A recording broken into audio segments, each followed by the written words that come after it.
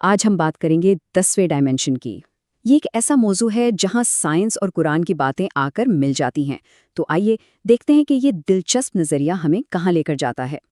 کبھی سوچا ہے کہ جس کمرے میں ہم بیٹھے ہیں کیا ہم واقعی وہاں اکیلے ہیں؟ بظاہر تو لگتا ہے کہ کمرہ خالی ہے، لیکن کیا یہ ہو سکتا ہے کہ ٹھیک اسی جگہ اسی وقت ہمارے آس پاس پوری دنیائیں آباد ہوں، ایسی دنیائیں جنہیں ہم دیکھ ہی نہیں سکتے؟ یہ خیال ہی کتنا عجیب ہے نا؟ یہی وہ سوال ہے جو ہمیں اندیکھی حقیقتوں کے بارے میں سوچنے پر اکساتا ہے۔ اور پتہ ہے سب سے مزے کی بات کیا ہے؟ کہ یہ اندیکھی دنیاؤں کا تصور صرف مذہب میں نہیں ہے، سائنس بھی یہی کہتی ہے۔ ایک طرف سائنس بتاتی ہے کہ ہمارے ارد گرد گریویٹونز جیسے اربوں ذرات ہیں، اتنے چھوٹے کہ کوئی مشین انہیں پکڑ نہیں سکتی، اور دوسری طرف قرآن اور حدیث ہمیں فرشتوں اور جنات کے بارے میں بتاتے ہیں جو ہمارے حواس سے پوشیدہ ہیں۔ تو دیکھا جائے تو دونوں ہی ایسی حقیقتوں کی بات کر رہے ہیں جو ہیں تو صحیح لیکن ہماری پہنچ سے بہت دور ہیں۔ تو چلیں اسی اندیکھی دنیا کی کھوج میں آگے بڑھتے ہیں، وہ حقیقت جو ہر وقت ہمارے آس پاس موجود ہے۔ تو سوال یہ ہے کہ آخر یہ سب کچھ ہم سے چھپاوا کیوں ہے؟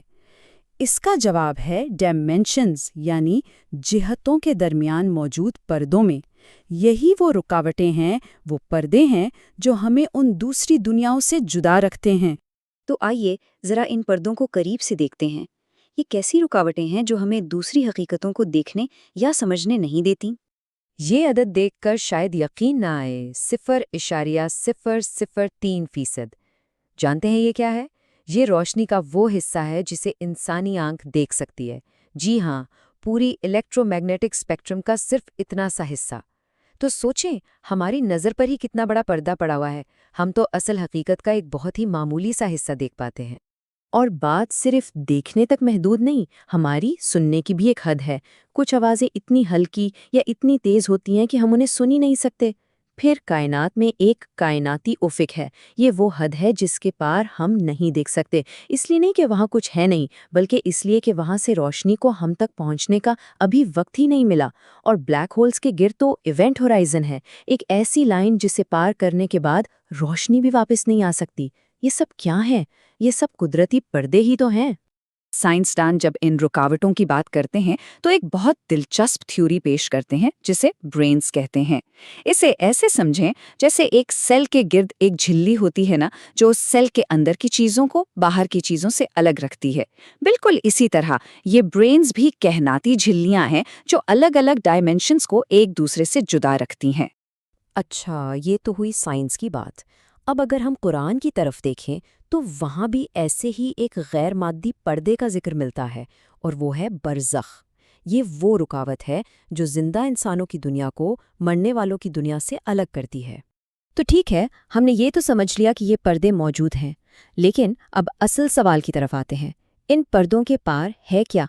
خاص طور پر اگر ہم 10ویں ڈائمنشن کی بات کریں تو وہاں زندگی کیسی ہو سکتی ہے؟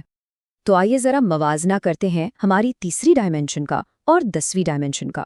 یہاں ہمیں 300 کلومیٹر سفر کرنے میں گھنٹے لگ جاتے ہیں، وہاں بس ایک خواہش کی اور آپ پہنچ گئے۔ یہاں علم کے لیے کتابیں پڑھنی پڑتی ہیں، وقت لگتا ہے، وہاں علم سیدھا دل میں اتر جاتا ہے۔ یہاں کسی خاص پھل کے لیے موسم کا انتظار کرنا پڑتا ہے، وہاں جس چیز کا خیال آیا اس کا ذائقہ فوراً محسوس ہونے لگتا ہے۔ زمین آسمان کا فرق ہے نا؟ اور یہی آ کر ساری تصویر واضح ہونے لگتی ہے۔ اب ہم ایک بہت ہی دلچسپ کام کرنے والے ہیں۔ ہم 10ویں ڈائمنشن کی ان خصوصیات کو لیں گے اور ان کا موازنہ قرآن میں جنت کے بارے میں بتائی گئی باتوں سے کریں گے۔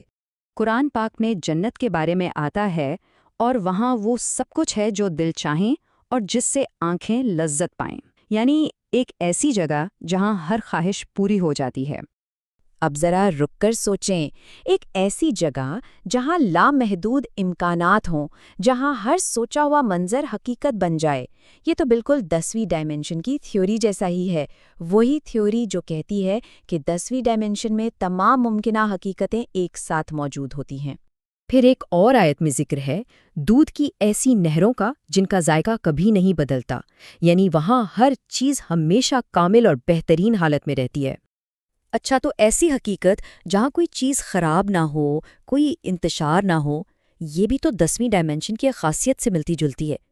تھیوری کے مطابق 10ویں ڈائمینشن میں وقت اور زوال کا کوئی تصور نہیں ہوتا، وہاں ہر چیز ایک کامل توازن میں ہوتی ہے۔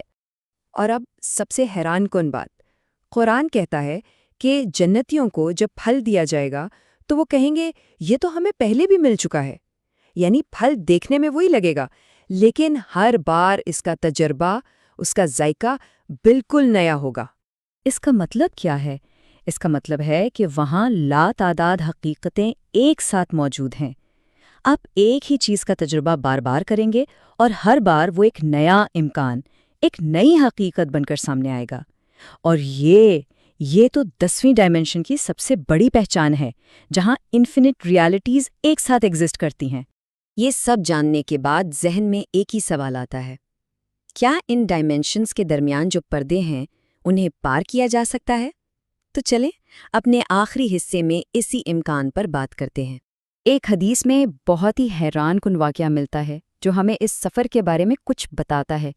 حدیث کے مطابق آسمان کا افق پھٹا اور اس شگاف سے ایک فرشتہ ظاہر ہوا، لیکن جیسے ہی وہ ہماری دنیا میں داخل ہونے لگا، اس کا جسم سکڑنے لگا، خود کو بدلنے لگا، یہاں تک کہ وہ ایک بالکل نئی شکل میں ظاہر ہوا تاکہ ہماری دنیا کے لوگ اسے دیکھ سکیں۔ تو اس سے پتہ کیا چلتا ہے؟ سب سے اہم بات یہ ہے کہ ایک ڈائمینشن سے دوسری میں جانے کے لیے جسم کو اپنی پوری ساخت، اپنی پوری بائیو کیمسٹری کو بدلنا پڑتا ہے۔ اس فرشتے کو ہماری 3D دنیا میں نظر آنے کے لیے خود کو مکمل طور پر تبدیل کرنا پڑا تھا۔ تو آخر میں یہ سوچنے کی بات ہے کہ اگر جنت، جو کہ کامل اور پرسکون جگہ ہے، 10ویں ڈائمینشن سے ملتی جلتی ہے، تو پھر اس سے بھی آگے کیا ہو سکتا ہے؟ یہ ایک ایسا سوال ہے جو ہمیں یہ احساس دلاتا ہے کہ کائنات کی اصل حقیقت شاید ہماری سوچ اور سمجھ سے بہت بہت آگے ہے۔